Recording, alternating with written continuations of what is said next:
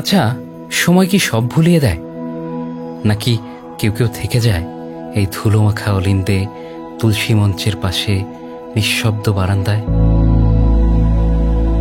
আজ আমি দাঁড়িয়ে আছি এক রূপকথার নিস্তব্ধ রাজপ্রাসাদে, যার প্রতিটি ঘরে জমে আছে এক কিশোরী রানীর দীর্ঘশ্বাস, যার জীবন মাত্র 16তেই ঢেকে গিয়েছিল সাদা শাড়ির বিষাদে। এই রাজপ্রাসাদের ভাঙা দেওয়াল আজও যেন ফিসফিস করে শোনায় রানীর হাহাকার, না বলা কথাগুলো, অপূর্ণ ভালোবাসার ধ্বনি। আজ আমি আপনাদের শোনাবো সেই দুঃখী রানীর কিছু না বলা কথা, আর এই অলিগলি ঘুরে ছুঁয়ে দেখার চেষ্টা করব সেই কিশোরীর ফেলে যাওয়া কিছু স্মৃতি। চলুন অপূর্ব এক যাত্রা শুরু করা যাক এক বিষাদময় রানীর রাজ্যে।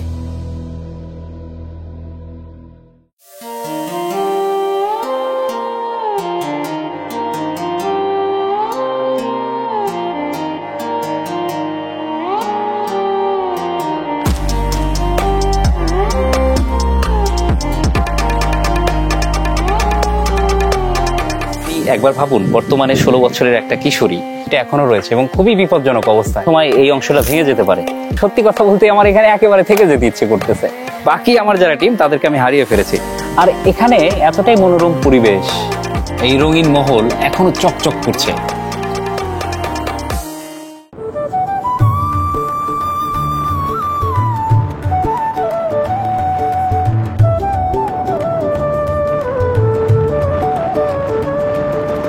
রূপকথার রাজ্য তো গল্পেই পড়েছি, কিন্তু আজ আমরা যাচ্ছি সত্যি সত্যি রূপকথার রাজ্যে, যেখানে ইতিহাস আর বিষাদ একসাথে মিশে গেছে। আমাদের যাত্রা শুরু হয়েছে একটা সিএনজিতে। চালক আমাদের মঞ্জুরুল মামা, যাকে আপনারা আমার অনেক ভিডিওতে দেখেছেন। এই লোকটা, আমি কি বলবো, সে থাকলে মনে হয় অ্যারাউন্ড দ্য ওয়ার্ল্ড ট্যুরও করে ফেলা যাবে সিএনজিতে চেপে। মঞ্জুরুল মামা আমার এমন একজন সঙ্গী যার উৎসাহ, অনুপ্রেরণা আর ভালোবাসা সবসময় সেলিব্রেট করার মতো। সত্য কথা বলতে মন চায় তাকে নিয়ে একটা সিরিজ বানাই, around the world with Manjurul মামা। কি বলেন, বানাবো নাকি? কমেন্টসে জানান, আর চ্যানেলটাকে সাবস্ক্রাইব করতে ভুলবেন না।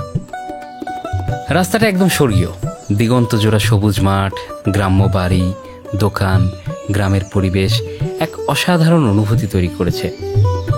যাত্রাপথে দেখলাম একজন লোক মহিষকে গোসল করাচ্ছে। দৃশ্যটা যেন কোনো পুরনো ক্যালেন্ডারের ছবি। মাঠে গরুর পাল হেঁটে চলেছে ধীরে ধীরে। এরকম দৃশ্য আপনারা সচরাচর দেখতে পান কিনা সেটাও জানাবেন। এবার চলার পথে গ্রামের ভেতর একটা চায়ের দোকান। চা খেতে খেতে মামার সাথে খুনসুটি হলো। মামাকে বললাম, মামা আপনি কি জানেন আজ আমি কোন রাজ্যে যাচ্ছি? মামা বললেন, এক রানীর রাজ্যে। আমরা আবার রওনা হলাম। গাড়ি চলছে আর আমি জানালার পাশে বসে দেখছি এই রাস্তা, এই প্রকৃতি, আর আমার মাথার ভিতর ঘুরছে সেই রানীর গল্প, যার রাজবাড়ি দেখতে যাচ্ছি আজ। শেষমেশ আমরা পৌঁছে গেলাম সেই রাজপ্রাসাদের দরজায়। চারিদিকে জীবনের সমুদ্র সফেন আমারে দুদণ্ড শান্তি দিয়েছিল নাটোরের বনলতা সেন।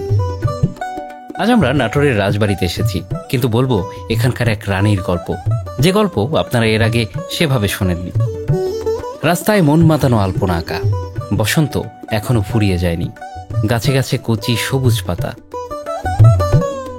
আর রাজবাড়ি যেন রং করার ধুম লেগেছে। যেন আমাদের আগমনে এসব করা হচ্ছে। মনটা ভরে গেল, যেন রূপকথার কোনো গল্প। ঠিক তখনই রূপকথার অসুরের মতো হাজির হলো বাধা। এই জায়গাতে ড্রোন চালাতে হলে উপজেলা ভূমি অফিস থেকে অনুমতি লাগবে। নাটোর রাজবাড়িতে আমার প্রথমবার আসা, এবং এখানে আসার পর যে সমস্যাটা আমি প্রথমেই ফেস করলাম, এটা সমস্যা না, এটা একটা নিয়ম আর কি, মানে সমস্যা বলা যাবে না এটাকে। সেটা হচ্ছে এখানে ড্রোন ওড়ানো যাবে না, এবং ড্রোনটা ওড়ানোর জন্য অবশ্যই এখানে অ্যাসিল্যান্ডের কাছ থেকে অনুমতি নিতে হবে, এবং পাশেই অ্যাসিল্যান্ডের অফিস রয়েছে, এবং আমরা সেখানেই যাচ্ছি। এই বিষয়ে কোনো কথা বলে এই পারমিশনটা নেওয়া যায় কিনা, তো আপনারা সাথেই থাকুন, দেখতে থাকুন আসলে পারমিশনটা পাই কিনা। সৌভাগ্যক্রমে অনুমতি মিলেই গেল। মঞ্জুরুল মামা বলল, তোমার ভাগ্য ভালো, রানীর হাত আছে বুঝি মাথার উপর। আমি বললাম, ভাগ্য না মামা, এটা তো রানীর দাওয়াত। চলুন মামা, এবার তাহলে প্রবেশ করা যাক রাজবাড়িতে, যেখানে অপেক্ষা করছে এক নিঃসঙ্গ কিশোরী রানীর না বলা গল্প।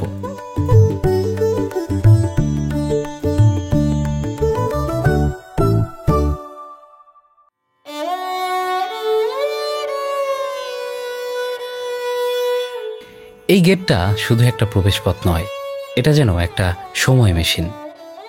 এই গেট দিয়েই প্রথমবার প্রাসাদে পা রেখেছিল আমাদের আজকের গল্পের রানী ভবানী। তার পায়ের আওয়াজ হয়তো আজও লেগে আছে এই ধুলোর গায়ে। ডান দিকে পুকুর, বাদিকে ফুলবাগান। এই ছিল তার প্রথম দেখা রাজ্য। 1723 সাল, বগুড়া জেলার ছাতিয়ান গ্রাম। বাবা আত্মারাম চৌধুরী, মা জয় দুর্গা। বালিকা বয়সেই তার বিয়ে হয় নাটোরের জমিদার রামকান্ত রায়ের সঙ্গে। এই রাজবাড়ির ফুলবাগান পেরিয়ে গেলেই একটি অপূর্ব শিব মন্দির, তারপর রাজকীয় বৈঠকখানা, নিঃসঙ্গ মন্দির, পাইক পেয়াদাদের থাকার জায়গা, বিশাল অট্টালিকা খচিত রাজপ্রাসাদ। কিন্তু রানীর গল্প এখানে শুরু হয়নি। এই গার্ড হাউজের পেছনে আরেকটা মহল রয়েছে, সেখানেই কিশোরী ভবানীর প্রথম আশ্রয়। এটা হচ্ছে গার্ডদের যে রুম ছিল তার ছাদের উপর আমি দাঁড়িয়ে, এবং এখান থেকে ওই যে পাশে পুরাতন ভাঙা বিল্ডিং যেটা দেখতে পাচ্ছেন, ওটাই আসলে রানীর ভবন, এবং ওখানেই রানী থাকতেন। এই মহল তৈরি হয়েছে রানীর মৃত্যুর পরে। সেটি রাজবাড়ির এক আলাদা কালো অধ্যায়, সেটাও জানবেন। তবে আগে সেই রানী মহলের গল্প থেকে ঘুরে আসা যাক। আজ তা যতটা ধূসর আর নীরব, তখন ততটাই ছিল রঙিন আর প্রাণবন্ত। এখান দিয়েই তখন রাজকীয় আচার ব্যবস্থা চলত। প্রতিটি মন্দিরে বসত পুরোহিত, পুজোর উৎসবে মেতে থাকত এই আজকের ভাঙাচোরা রানীমহল। এখানকার অতিথি মহলেই এসে উঠতেন রাজকীয় অতিথিরা, প্রজাদের মধ্যেও আনন্দ। এই রাজবাড়ির ইতিহাসে এটাই ছিল প্রথমবার কোনো নারী একজন রানী পা রাখলেন। 1710 সালে রাজা রামজীবনের হাত ধরে শুরু হওয়া নাটোর রাজবাড়িতে আগে এ বংশের কেউ রাজা বা জমিদার ছিলেন না। তারই পালিত পুত্র ছিল রামাকান্ত। ভবানী ছিলেন এই রাজপ্রাসাদের প্রথম রানী। এখানেই বালিকা বধূ ভবানীকে নিয়ে সংসার শুরু করেছিলেন জমিদার রামাকান্ত। কিন্তু সুখ বেশি দিন সইল না। 1748 সালে হঠাৎ করেই রহস্যজনকভাবে মৃত্যুবরণ করেন রামাকান্ত রায়। বিধবা হন ভবানী সেই কিশোরী বয়সেই। সেই কিশোরী বয়সেই সাদা শাড়ির আড়ালে জীবনের সব রং চাপা পড়ে যায়। ভাঙা রানীমহলের দেওয়াল ছুঁয়ে আজও যেন টের পাওয়া যায় সেই নিঃসঙ্গতা। সেই কুঠুরির এক কোণে মুখ লুকিয়ে কান্নারত সদ্য বিধবা ভবানীর হাতে এসে পড়ে এক বিশাল রাজ্যের ভার। নবাব আলীবর্দী খাঁ সিরাজউদ্দৌলার নানা নিজে জমিদারের দায়িত্ব তুলে দেন ভবানীর হাতে। এটা ছিল কল্পনার বাইরে। 1748 সালের বাংলা। এই সময় একজন নারী শাসক ছিলেন খুবই বিরল। তার মধ্যে রাজত্ব ছিল বগুড়া, নাটোর, পাবনা, ময়মনসিংহ, রাজশাহী, রংপুর হয়ে ভারতের মালদহ, বীরভূম পর্যন্ত বিস্তৃত প্রায় অর্ধেক বাংলা। কিন্তু এই মানবরূপী দেবী এ করে দেখালেন। তিনি এমনভাবে রাজ্য শাসন করলেন যে তার রাজ্যের প্রজারা তাকে দেবী বলে আখ্যা দিল।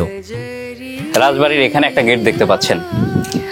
একসময় রানী ভবানী এই গেট দিয়ে হেঁটে যেতেন। এখনো যেন তার নিঃসঙ্গ স্মৃতি এখানে বয়ে বেড়াচ্ছে। আমার কাছে খুবই অবাক লাগছে, মাত্র 16 বছরের একজন বিধবা কিশোরী, তিনি একা হাতে কিভাবে এত বড় সাম্রাজ্য সামলেছেন। আপনি একবার ভাবুন, বর্তমানে 16 বছরের একটা কিশোরী তিনি আসলে কি করতে পারে। রানী ভবানী ছিলেন প্রজাবৎসল, মানবদরদী ও ধর্মীয় পৃষ্ঠপোষক। তার রাজত্বকালে গড়ে ওঠে শত শত মন্দির, পুকুর, রাস্তা। তিনি অসংখ্য পুকুর খনন করে প্রজাদের পানির কষ্ট দূর করেন। তার দানের কোনো তুলনা ছিল না। বলা হয়ে থাকে তিনি প্রায় 50 কোটি রুপি সে সময় প্রজাদের মধ্যে দান করে যান। তিনি অসংখ্য মন্দির নির্মাণ করেন, যা রাজবাড়ির স্থাপনকৃত মন্দিরের বহর দেখলেই আন্দাজ করা যায়।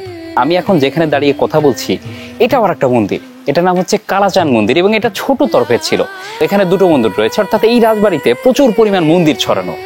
মানে এতগুলো মন্দির ছিল। আসলে রানী ভবানী ধার্মিক ছিলেন আমার যেটা মনে হলো, এবং সেই ধর্মটাকে কাজে লাগিয়ে তিনি আসলে তার সাম্রাজ্য চালিয়েছিলেন।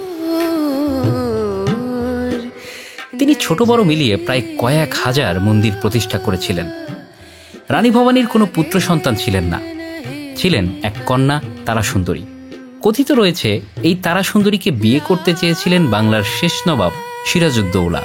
তবে এই ঘটনার কোনো প্রমাণ পাওয়া যায় না। বলা হয় এটা ছিল ওই সময়ের একটা চর্চিত গুজব। তবে নবাব সিরাজউদ্দৌলাকে পুত্রের ন্যায় স্নেহ করতেন রানী ভবানী।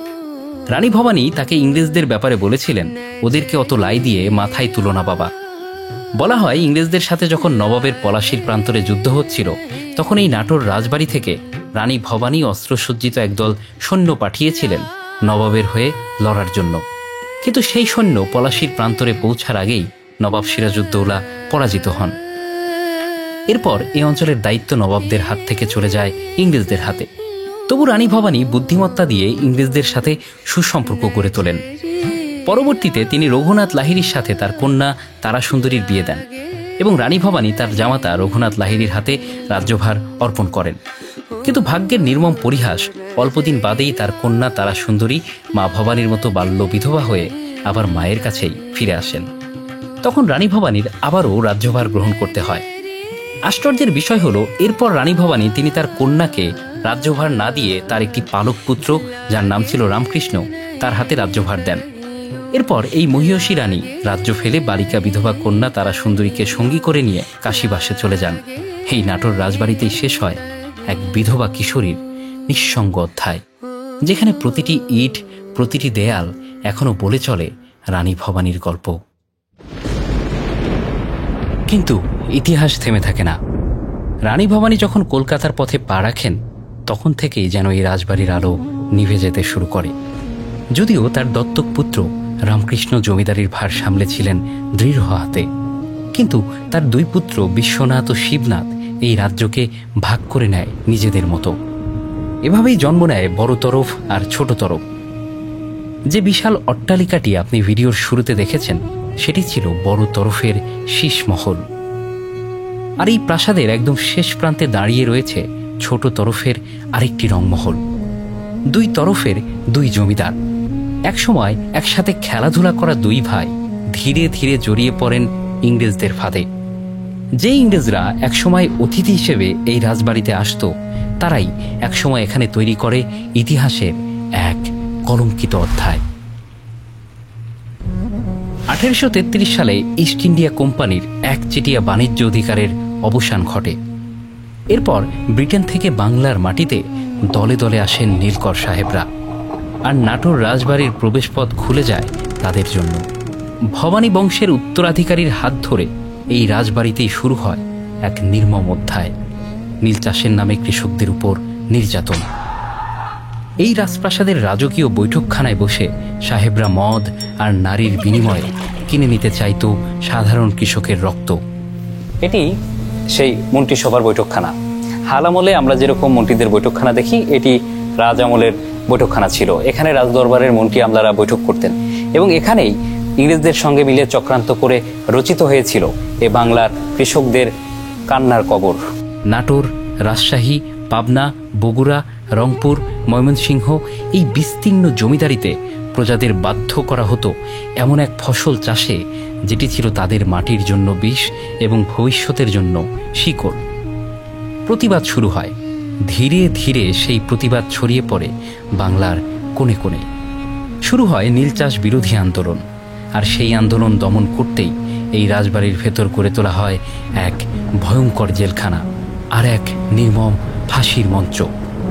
ছোট তরফের প্যালেসের দিকের রাস্তা ধরে এগুলে হানি কুইন নামের একটি অতিথি ভবনের পাশেই দেখা যাবে এক পুরনো কূপ, যেখানে একসময় মানুষ পানি খেত। কিন্তু সেই কূপের ভেতরেই অস্থায়ীভাবে নির্মাণ করা হয় এক কাঠের মঞ্চ, মৃত্যুর মঞ্চ। এটা প্রাচীন ইন্দারা। সাধারণ মানুষকে ধরে এখানেই ফাঁসি দেওয়া হতো। ঠিক এই সিঁড়ি দিয়েই তাদেরকে উপরে তোলা হতো। সিঁড়িটা অনেকটাই ভেঙে গিয়েছে এবং এখানেই ঝুলিয়ে দেওয়া হয়েছিল সাধারণ মানুষকে। সেই ফাঁসির মঞ্চ পেরিয়ে আরো সামনে এগুলো দেখা যাবে ছোট তরফের রাজপ্রাসাদ। প্রাসাদের পেছনে এক কালী মন্দির। মন্দিরের পাশ দিয়ে বনভূমির ভেতরে প্রবেশ করলে আপনি পৌঁছে যাবেন সেই ভাঙাচোরা কাচারি বাড়িতে। এই বাড়ির ভিতরেই তৈরি হয়েছিল এক ভয়ঙ্কর জেলখানা, যেখানে ধরে আনা হতো সাধারণ মানুষ, কৃষক কিংবা প্রতিবাদী কণ্ঠস্বর। আজ এই ভবনটি ঝুঁকিপূর্ণ, দর্শনার্থীদের জন্য প্রবেশ নিষিদ্ধ। তবুও আমরা ভেতরে ঢুকেছিলাম। একটা নিস্তব্ধতা, একটা চাপা আতঙ্ক ঘরের দেওয়ালে যেন এখনো লেগে আছে। এই অন্ধকার সেলে আটকে রাখা হতো মানুষদের, এবং পেছনের কক্ষে যে দৃশ্য আমরা দেখতে পেলাম সেটি বর্ণনার অতীত। ভয়ঙ্কর অপরাধীদের জন্য আধুনিক জেলখানায় যে ধরনের সেল রয়েছে, তার চাইতেও ভয়াবহ ছিল সেসব সেল। আর এই পেছনের ঘরগুলো যেন লাশ কাটা ঘরের মতো। এখানেই দিনের পর দিন ধরে চলত অমানবিক নির্যাতন। এই দেওয়াল এখনো কাঁদে, এই বাতাস এখনো চাপা কান্না ধরে রাখে। আপনি যদি একা একবার এই সেলের সামনে দাঁড়ান, আপনার শরীরেও শিহরণ খেলে যাবে। এই সেই রাজবাড়ি যেখানে এক সময় আলো ছিল, গান ছিল, পরবর্তীতে সেটিই পরিণত হয়েছিল শাসনের ভয়ঙ্কর স্মৃতিতে।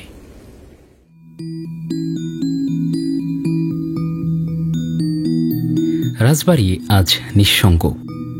একসময় যেখানে লোকজন গমগম করত, আজ সেখানে শুধুই নীরবতা। বিশাল অট্টালিকার প্রতিটি দেয়ালে জমেছে ইতিহাসের ধুলো। রাজপ্রাসাদ, রানীমহল, ফেলে রাখা মন্দির সবই আছে, নেই কেবল সেই মানুষগুলো। রানীমহলের পেছনের পুকুরঘাট, সবুজে আচ্ছাদিত অরণ্য সবই আজ একা। এই নিঃসঙ্গতাতেই যেন মিশে আছে এক কিশোরী রানীর দীর্ঘশ্বাস। ঝুঁকিপূর্ণ পুরাতন মহলগুলোতে এখন বাস করে রানীর আমলের দাসদাসীদের বংশধরেরা। তাদের জীবন রাজবাড়ির অতীতের মতো বর্ণময় নয়, বরং ধূসর। সরকার তাদের সরে যেতে বলেছে, কিন্তু তারা যাবে কোথায়? নিজস্ব কোনো জমি নেই, নেই নিরাপদ আশ্রয়। এই অজানা অনিশ্চয়তা নিয়েই তারা বেঁচে থাকে এই ধ্বংসপ্রায় রাজকীয় সৌন্দর্যের ভিতরে। বিকেলের সোনালি আলো যখন ছুঁয়ে যায় রাজবাড়ির দেয়াল, তখন মনে হয় আজও এই বাতাসে ভেসে বেড়ায় সেই কিশোরী রানীর কণ্ঠ। জীবনের ব্যস্ততা থেকে একটু ছুটি নিয়ে আপনি যদি একদিন এখানে আসেন, হয়তো আপনিও সেই নিঃসঙ্গ স্পর্শটা টের পাবেন। এই রূপকথার রাজবাড়িতে ইতিহাস শুধু চোখে দেখার নয়, মন দিয়ে অনুভব করার। এমন আরও গল্প, ইতিহাসের গভীরে যেতে চাইলে আমাদের সঙ্গে থাকুন। চ্যানেলটিকে সাবস্ক্রাইব করুন, কারণ আপনাদের ভালোবাসা ও সহযোগিতা ছাড়া এই যাত্রা সম্ভব নয়। আজকের মতো এখানেই শেষ। দেখা হবে অন্য কোনো গল্পে, অন্য কোনো পথে।